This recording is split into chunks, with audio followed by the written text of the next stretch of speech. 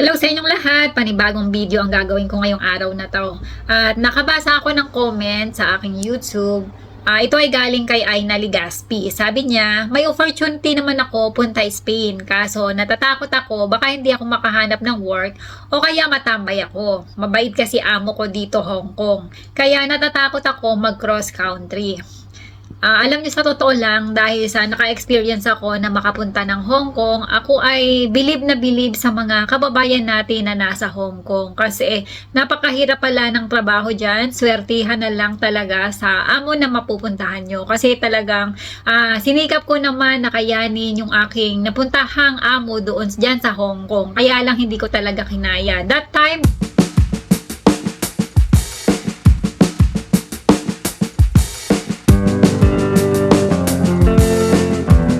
dalawa pa kaming Pilipina doon sa amo na yon na Chinese. Napakamasela noong amo at talaga namang grabe, sobrang late magpatulog. Tapos alam mo yung napaka-komplikado, mga bagay na pwede mo namang pagaanin pero ipapagamit nila sa'yo yung bagay na kagaya nung lilinisin mo yung pinakang parang carpet ba na may mga hole na yung sa sasakyan, 'di ba, meron dong pinakang inaapakan do sa sasakyan nila. Ngayon may mga hole 'yon. Ipinapalinis sa akin gamit ang toothbrush. Pwede naman sana ang ipagamit sa akin na panglinis ay yung brush talaga para malinis. Ay anong oras ko pa yung matatapos? Alas 12 na, hindi ko pa tapos. Ang ginawa ko, ginawa ko naman yung best ko. Tapos itong amo na to, chinek niya yung ginawa ko. Aba, nakita niya na hindi pa malinis. Abang gusto niya linisin ko muna bago ako matulog. Kaya anong oras na? Pas 12 o'clock na. Kaya alam nyo, sa galit ko talaga, nag-decide na akong bumaba doon sa amo kasi sobrang late magpatulog. Tapos yung mga pagkain namin doon ay mga frozen, mga hindi healthy na pagkain. Kaya naisip ko na sayang o kawawa yung health ko sa pag-stay ko doon. Kaya inisip ko na lang at nagdesisyon na talaga akong umuwi ng Pilipinas. Hanggang 3 weeks lang ako doon sa amo na yon. Bali, hindi ako nagkaroon ng opportunity na makapag-day of that time kasi nga, dalawa kaming Pilipina, kailangan naming mag-alternate. Kaya ang ginawa, ito talagang tinaturuan ako. Hindi rin nag-day off yung kasama ko para maturuan ako. Kasi nga, para pag nag-day off yung kasama ko, alam ko na yung gagawin dun sa bahay. Pero dahil sa hindi ko nga kinaya, yun na nangyari. Bumaba ako. Kaya ang nangyari, yung ipinagtrabaho ko doon ng 3 weeks ay kinulang pa ng parang nasa 100 Hong Kong dollar para ibayad ko doon sa amo. Kasi nga, nag-break contract ako, hindi ako nagbigay ng 1 month notice. Ganon kasi 'di ba sa Hong Kong. Kaya ayun, nagpakapagod ako, nagtrabaho ako ng libre. Tapos gumastos ako. Syempre, ang pagpunta ng Hong Kong ay hindi libre. Meron kang babayaran na training na 25,000 pagkakaalam ko yung binayaran ko dati. Tapos syempre, may ibang mga expenses. Kaya ayun, pero syempre may mga bagay na talagang parang hindi para sa akin. Kasi sa totoo lang, kaya ako nagpunta ng Hong Kong ay para ako ay makapag-apply papunta ng Canada. Kasi nga, para makapunta ka ng Canada, kailangan mong may experience sa DH, something like that. At yun ang alam ko na way para ako makapunta doon. Pero dahil sa hindi ko nga kinaya at talagang hindi lang talaga siguro yung para sa akin. Kaya ayun, sa kagandahang palad naman ay narito ako sa Spain. Ngayon, sa mga kababayan natin, lalong-lalo na kay kababayan natin na si Aina na nasa Hong Kong, ay nasa sayo naman yan kung okay lang sayo yung sinasahod dyan. Tapos yung wala kang ibang plano kasi sa totoo lang, malaki kasi ang difference ng sahod sa Hong Kong kaysa sa sahod dito sa Europe o sa Espanya. Dito sa Spain kasi pwede kang kumita pero depende lang din yan kung ikaw ay maraket or madiskarte o marami kang ibang pwedeng extra income kung saan ka man naroon ay okay lang din. Ang kagandahan lang din talaga kasi dito sa Spain ay pwede mong makuha yung pamilya mo, pwede kayong mag for good dito, tapos hindi naman ganun kamahal ang cost of living dito sa Spain. Pero ito ay depende kasi marami din naman tayong kababayan na narito sa Spain na mas pipiliin pa rin nila mag for good sa Pilipinas. Kanya-kanya naman tayo ng kagustuhan.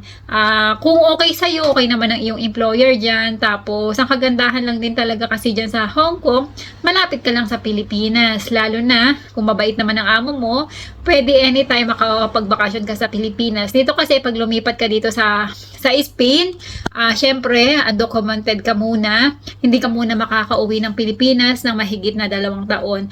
Sobrang swerte na nga ng mga kababayan natin na bago pa lang darating dito sa Spain.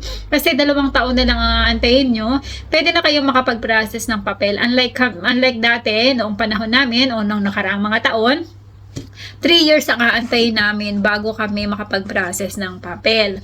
Then, regarding naman sa kanyang pinapangamba na baka hindi siya makahanap kaagad ng trabaho, sa totoo lang, napakalaki ng opportunity o napakalaki ng chance na makahanap kaagad ng trabaho yung mga galing ng Hong Kong. Kasi alam naman natin, yung mga kababayan natin na galing ng Hong Kong, ay marami silang experience. Talagang sanay sila sa mga gawaing bahay, magagaling silang magluto kasi dyan sa Hong Kong, hindi lang naman isang menu ang niluluto nila sa isang kainan. Dito sa Spain kasi, ang mga amo dito ay okay na sa kanila ang isang menu lang. Unlike dyan sa Hong Kong na talagang kailangan ay parang 3 ang minimum na recipe o menu sa isang kainan. Dito sa Spain ay napakasimple lang ng luto. At kung pwede na magagamit mo na reference yung iyong employer sa kasalukuyan mong pinagtatrabahuhan ngayon, ay napakalaki ang chance na ikaw ay makakahanap kaagad ng employer dito sa Espanya. At saka, if ever naman na hindi ka kaagad makahanap ng trabaho, wala ka naman dapat alalahanin dahil kapag babae ang pupunta dito, ay hindi naman aabuti ng 1 buwan ay makakahanap ka din ng trabaho. Lalong-lalo na talaga kung ikaw ay may experience. Yung talagang may experience at lalong-lalo na kung may dala kang reference. Kasi nga, yun ang pinakakauna-unahang hinahanap ng mga employer dito. Kaya kung nasa sayo yan, kung magbabago ang isip mo na pumunta dito sa Spain or hindi, kaya lang masasabi ko talaga, mas maraming opportunity ang nag-aantay sa'yo dito. Pwede ka namang sa simula ay maging domestic helper ka muna or katulong. Then in the future, pwede mong i-level up ang sarili mo para hindi ka naman forever na trabaho sa bahay. Siyempre, ang kailangan natin gawin ay mag-aral ng Spanish at saka i-level up ang sarili, lalong-lalo na kung medyo bata pa tayo. Pero kung medyo may edad na, di na lang, mag-aral ng Spanish at pwede naman kayo magtrabaho sa ibang klase ng trabaho dito sa Spain. Ano pa ba ang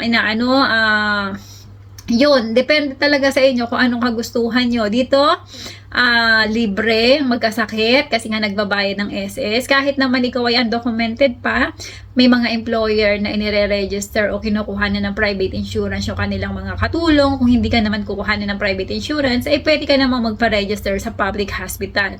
At sinisigurado ko sa inyo na kayo naman ay gagamutin ng mga public hospital dito at hindi kayo magbabayad. Hindi ko lang alam kung paano ang nangyayari kasi nga hindi nagbabayad, wala pa namang binabayarang SS yung mga undocumented, pero pwede ka magpa-check up, pwede ka pang manganak ng libre, wala kang babayaran. Hindi ko lang alam kung paano yun, kung sa susunod na mga panahon ay sisingilin ka ba, hindi ko alam. Pero ang mahalaga ay hindi ka mamumroblema pag ikaw ay nagkasakit. Pwede kang anytime na magpa-check up at pwede ka kung anumang laboratory o kung anumang test ang gusto mong ipagawa sa hospital ay pwede ka nilang gamutin. Kaya lang, syempre, dahil sa dami na nagpapagamot doon, kailangan mo minsan mag-antay kung kailan may available. Ayan. Tapos, ano pa ang kagandahan dito?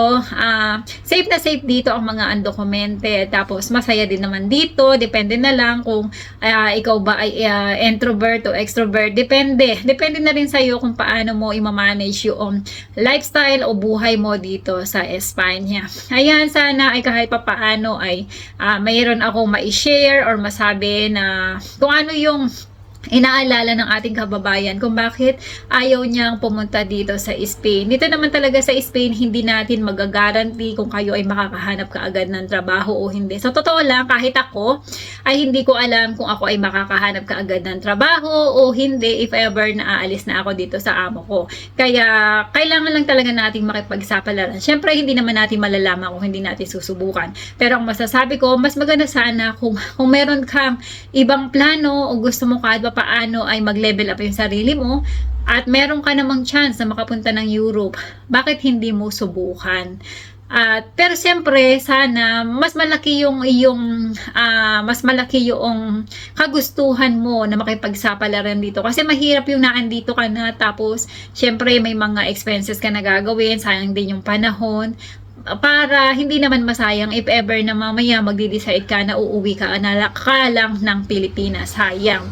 Dito kasi sa Spain ay okay naman, mababait naman ang mga employer dito. Tapos ang kagandahan pa dito, ang day off ay kadalasan ay half day ng Saturday at buong araw ng Linggo. Kaya napakaganda. At pwede ka rin namang mamili kung ikaw ay stay in sa trabaho or stay out. May mga kababayan tayo kahit baguhan lang na walang trabaho ng Sabado at Linggo. Tapos, mga 8 hours lang yung trabaho nila sa loob sa araw-araw. Alam mo yung ganun, swertihan. Depende kasi talaga sa makukuha nyo na employer. Kasi iba-iba naman ang mga offer ng mga amo dito at iba-iba rin ang offer nila kung magkano ang ipapasahod nila sa inyo. Siyempre, asahan nyo na kapag maraming bata, malaki yung bahay, tapos maraming trabaho, malaki ang ipapasahod sa inyo. Pero kung konti lang naman yung gagawin nyo doon sa bahay, o kaya maliit lang yung bahay, isa lang ang anak, medyo hindi ganun kalaki ang ipabayad sa inyo. Ayan. Sana ay meron kayong natutunan sa video kong ito. At kung meron kayong katanungan, ay mag-comment lang kayo sa baba at sisikapin ko na makagawa ng mga video sa mga susunod pa na mga araw para kahit pa paano ay masagot ko ang inyong mga katanungan. Maraming salamat sa inyong panonood at naway magkita-kita tayo sa mga susunod ko pang videos.